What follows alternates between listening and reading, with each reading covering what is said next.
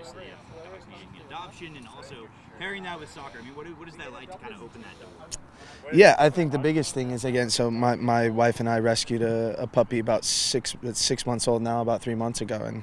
And so people that know me know that my dogs are part of our family. And so to be able to spread awareness and obviously hopefully, give the animals some new homes, I think that's something that's important to us, especially in the community, right? So I think it's good that we can make it more visible and hopefully, as I said, give an opportunity for Twix to find a new home. The matchup tomorrow, Harford Athletic. I mean, can you kind of take me through what you know about them, and ultimately how do you guys match up? Yeah, dangerous team, dangerous opponent in transition. We know it's going to be a challenge this weekend, no question about it. But we're also confident in the week of training that we've had, the group that we have, and always being at home is an exciting time. The atmospheres have been incredible. The players can feel that energy, and my hope is that again tomorrow night we give the fans something to celebrate. It seems like even when you had a bump in the road, you guys picked up immediately and responded quickly.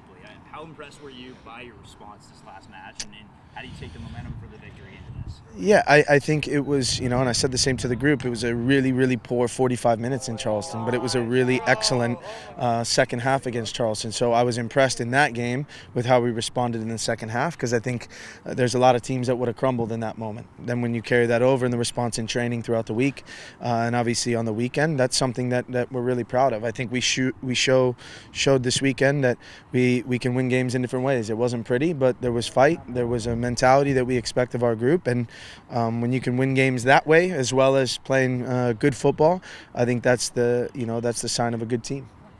Looking at the consistency of your team this year, it just seems like you guys as a group all together, you guys are consistent across the board. You're responding a lot quicker, maybe. Kind of take me through just early on here. What are your first impressions of how the season started out so far, outside of the obvious, which the win-loss record looks pretty dang good? Yeah, I think it starts with the culture that we have here at the moment, and that takes a little bit of time to build when you have so many new players. But we brought in the right people first and foremost. I've said that a lot in these first few press conferences.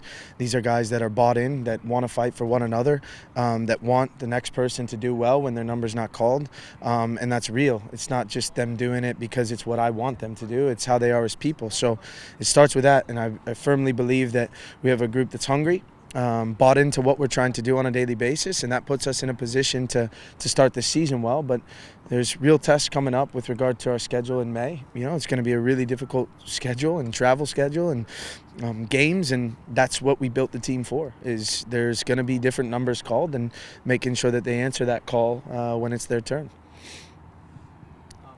You have a number of games you can look back on now and gotten a number of different guys in the mix. Is there a specific element of play or phase of the game that you have your eyes on a little bit more than others?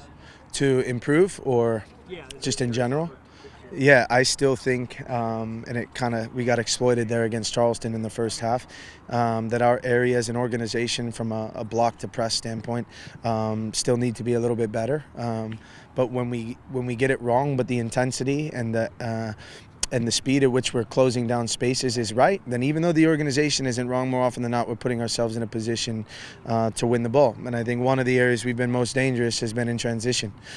We've had a lot of quality in the final third and a lot of moments of playing forward once we've won it. But that's one area that over the last 2 weeks we've really put an emphasis on, is when we're organized and then looking to get into our pressure, making sure that we're doing that collectively. Good? Thank you. Thank you, guys. Appreciate it.